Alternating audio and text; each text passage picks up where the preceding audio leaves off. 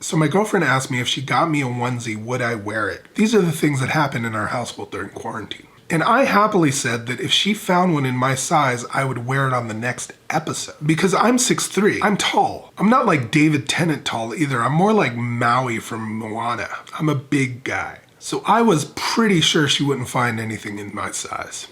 But here we are. I am gonna take these off though because they are warm. You know what though? I actually kind of love it. It's from Christmas Story. Can you see this? I love that movie. It's not like I'm not eccentric anyway, right? I wear the eyeliner and the glasses and I have kind of crazy clothes. I don't do these things for affirmation. I do them because I'm enjoying myself. And the difference between affirmation and affirmation with a purpose is what today's episode is all about. These are the things artists need to stop doing in 2020. Bunny Suit Edition.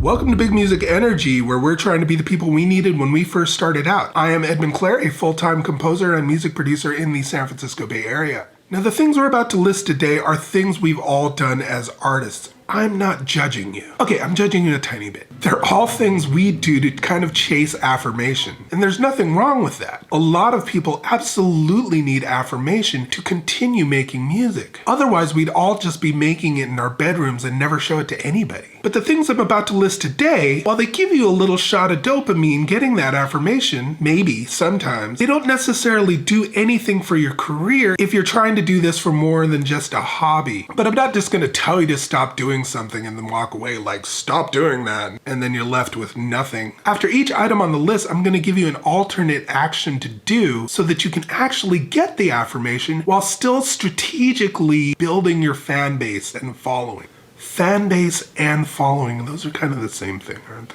Whatever. So let's get down to it. First on the list,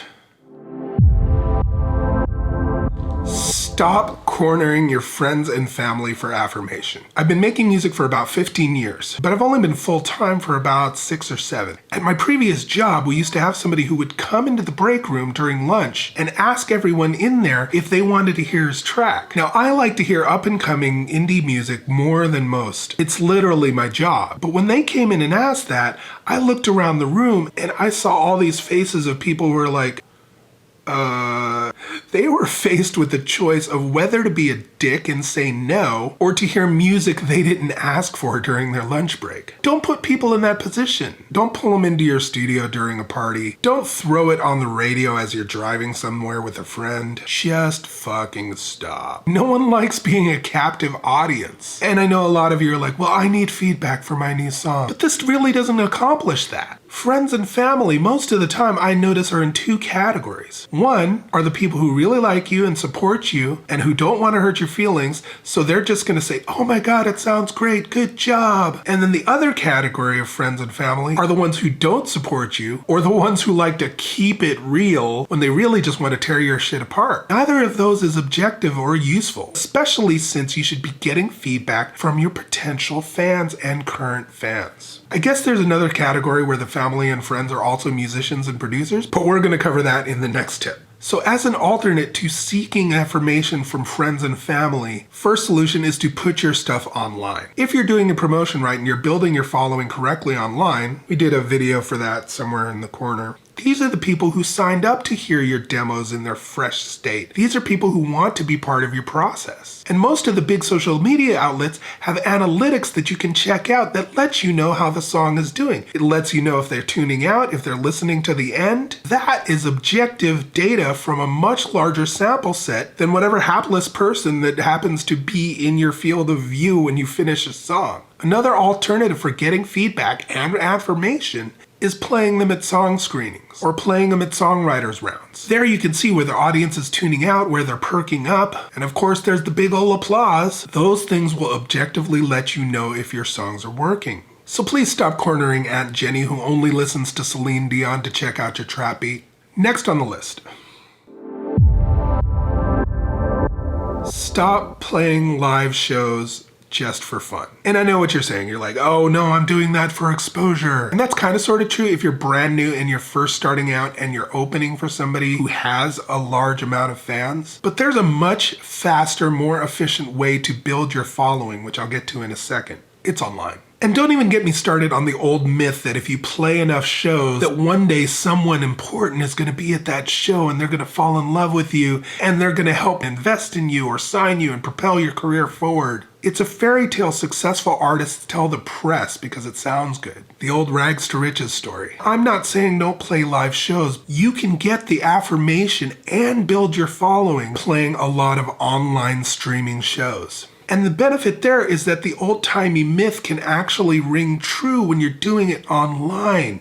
There's a band I'm doing an EP with right now who stream performances on Twitch. And through Twitch, they found angel investors who kind of help fund them through their endeavors. And the best part is when you're gaining exposure doing performances online, that shit is global. When you do actually book a live show and you've built your following online, the chances of that live show having a high attendance is so much greater because you've done all the work, all the promotion, all the following online from home. When all this quarantine stuff is over, we're going to be doing an episode about live streaming. So if you want to see that, of course, hit the bell icon, get some notifications, hit like, hit subscribe. Let's move on to the last one.